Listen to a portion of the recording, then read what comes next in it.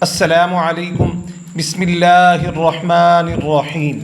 مدینہ کی عدالت تھی۔ محمد بن عمران طلحی جج کی مسند پر تشریف فرما تھے۔ مقدمات کی کارروائی جاری تھی، گواہیاں پیش ہو رہی تھیں، جرح کا سلسلہ چل رہا تھا۔ اس اثناء میں چند اونٹ والے عدالت میں داخل ہوئے۔ ان کا آپس میں یا اپنے ہم پیشہ افراد کے ساتھ کوئی جھگڑا نہ تھا، بلکہ وہ خلیفہ وقت کے خلاف ایک دعویٰ لے کر آئے تھے۔ جج صاحب نے دعویٰ سنا، پھر اپنے پیشکار نمیر مدنی کو حکم دیا کہ وہ مدعا علیہ یعنی خلیفہ کے نام عدالت میں طلبی کا پروانہ سمن جاری کر دیں تاکہ مدعا علیہ کو صافائی کا موقع دیا جائے اور اس کی موجودگی میں کوئی فیصلہ کیا جا سکے۔ پیشکار عجیب شش و پنج میں پڑ گئے۔ خلیفہ کے نام پروانہ جاری کرتے ہیں تو خدشہ ہے کہ خلیفہ ناراض نہ ہو جائیں، پروانہ جاری کرنے سے انکار کرتے ہیں تو جج صاحب کے خفا ہونے کا اندیشہ ہے۔ نمیر مدنی نے کچھ جھجکتے ہوئے معذرت کی، لیکن جج صاحب نے پھر حکم دیا کہ خلیفہ کے نام پروانہ جاری کر دیا جائے۔ چنانچہ پروانہ تیار ہو گیا، اس پر عدالت کی مہر ثبت کر دی گئی اور پیشکار پروانہ لے کر خلیفہ وقت کے پاس پہنچ گئے۔ نمیر مدنی کہتے ہیں کہ خلیفہ نے اپنے دربار میں مجھ سے پروانہ لے کر پڑھا تو فوراً اٹھ کھڑے ہوئے اور اپنے اطراف بیٹھے ہوئے لوگوں سے کہا کہ کوئی میرے ساتھ نہ آئے، مجھے عدالت میں طلب کیا گیا ہے۔ خلیفۃ المسلمین مدعا علیہ کی حیثیت سے عدالت میں حاضر ہوئے۔ اونٹ والے مدعیان بھی موجود تھے۔ حالت یہ تھی کہ نہ تو جج اور نہ کمرہ عدالت میں موجود کوئی بھی شخص خلیفہ کی تعظیم کے لیے اٹھا۔ اس وقت وہ مدعا علیہ کی حیثیت سے عدالت میں جج کے روبرو پیش ہوئے تھے۔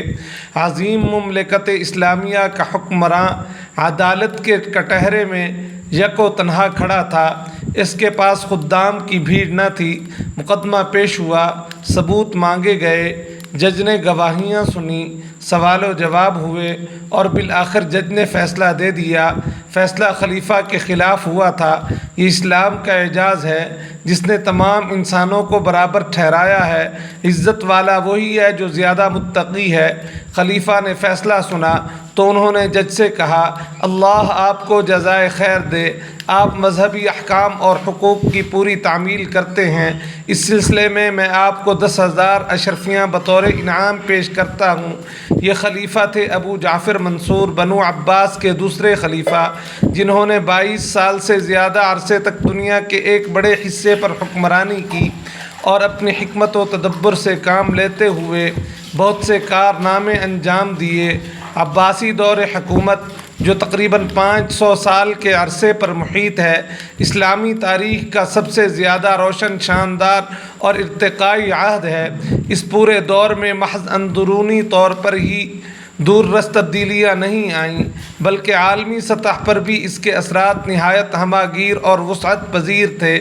اسلامی حکومت کے ان اثرات کو ہمیشہ ہمہ گیری اور وسعت عطا کرنے میں خلیفہ ابو جعفر منصور کا بڑا ہاتھ ہے۔ ابو جعفر منصور کا پورا نام ابو جعفر عبداللہ بن محمد ہے۔ منصور ان کا لقب ہے۔ سن 95 ہجری 713 عیسوی میں پیدا ہوئے۔ ان کی والدہ سلامیہ نہایت متقی اور پرہیزگار خاتون تھیں۔ والد امام محمد بن علی رحمۃ اللہ علیہ تابعی تھے۔ منصور نے ابو العباس عبداللہ کے بعد ذی الحج 136 ہجری جون 754 میں خلافت کی ذمہ داری سنبھالی۔ اس وقت ان کی عمر 41 سال تھی۔ اس سے قبل وہ آرمینیا، آذربائیجان اور عراق کے والی رہ چکے تھے۔ تمام مورخین ابو جعفر منصور کے کمالات کے معترف ہیں۔ سیوطی رحمۃ اللہ علیہ کہتے ہیں کہ منصور ہیبت و شجاعت، اصابت رائے اور سطوت کے لحاظ سے بنو عباس کے سب سے بڑے آدمی تھے۔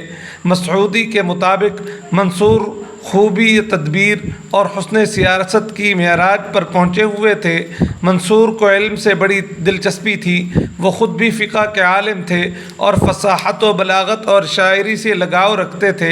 ابن خلقان کے مطابق انہوں نے علم کے حصول کے لیے طویل سفر کیے۔ جہاں کسی محدث کے بارے میں سنتے ان کے پاس پہنچ جاتے اور علم حدیث حاصل کرتے۔ علامہ سیوطی فرماتے ہیں کہ منصور نے اپنے والد اور عطاء بن یسار رحمۃ اللہ علیہ سے حدیث روایت کی۔ منصور زبردست خطیب تھے۔ منصور کے عہد سے پہلے رواج یہ تھا کہ علماء کرام اپنی یادداشت کی مدد سے تعلیم دیا کرتے تھے۔ خلیفہ منصور کے دور میں علم کو کتب کی صورت میں محفوظ کرنے کا باقاعدہ آغاز ہوا اور حدیث، فقہ اور تفسیر کی تدوین اور ترتیب کا کام منظم انداز میں شروع کروایا گیا۔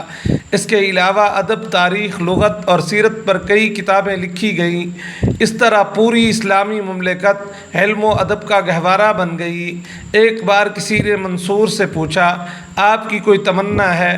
جواب ملا، میری آرزو یہ ہے کہ ایک چبوترا ہو اور اصحاب حدیث میرے چاروں طرف موجود ہوں، جن سے میں احادیث نبوی صلی اللہ علیہ وسلم سنتا رہوں اور اللہ کی رحمتیں نازل ہوتی رہیں۔ منصور کا قاعدہ یہ تھا کہ وہ دن بھر امور مملکت انجام دیتے تھے۔ نماز عصر کے بعد کا وقت اہل خانہ کے ساتھ گزارتے تھے۔ رات میں پہلے سے طے شدہ ملاقاتیں ہوتیں۔ عشاء کے بعد مختلف مقامات سے آئے ہوئے خطوط کا مطالعہ کرتے۔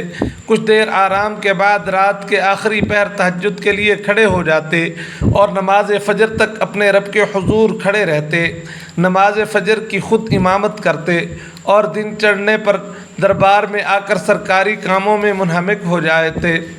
منصور مملکت کے انتظامات کو خدا خوفی کے بھرپور جذبے کے ساتھ چلانے کے خواہش مند تھے۔ اس کا اندازہ اس بات سے ہوتا ہے کہ وہ کہا کرتے تھے، میں چاہتا ہوں 4 نہایت دیانت دار اور پاک باز آدمی میرے پاس ہوں۔ ایک بار لوگوں نے پوچھا، وہ 4 آدمی کون ہیں؟ جواب ملا، وہ جن کے بغیر کسی مملکت کا انتظام درست نہیں چل سکتا۔ ان کی مثال تخت کے 4 پایوں کی سی ہے۔ جب تک وہ چاروں پائے عمدہ اور مضبوط اور سیدھے نہ ہوں، تخت مضبوط نہیں رہ سکتا۔ ایک تو ایسا قاضی ہے جس پر اللہ کی راہ میں کسی لعنت و ملامت کا اثر نہ ہو سکے۔ دوسرے کوتوال جو قوی کے مقابلے میں ضعیف کے حق میں انصاف کر سکے۔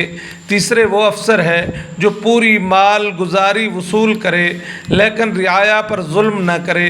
اور چوتھے یہ کہہ کر خلیفہ وقت نے اپنا انگوٹھا 3 مرتبہ دانتوں سے دبایا اور ہر مرتبہ ان کے منہ سے اف کی آواز نکلی۔ لوگوں نے پوچھا، چوتھا شخص کون ہے؟ جواب ملا، وہ افسر ڈاک جوان تمام افسران کی سچی خبریں نہایت دیانت داری سے مجھے لکھتا رہے۔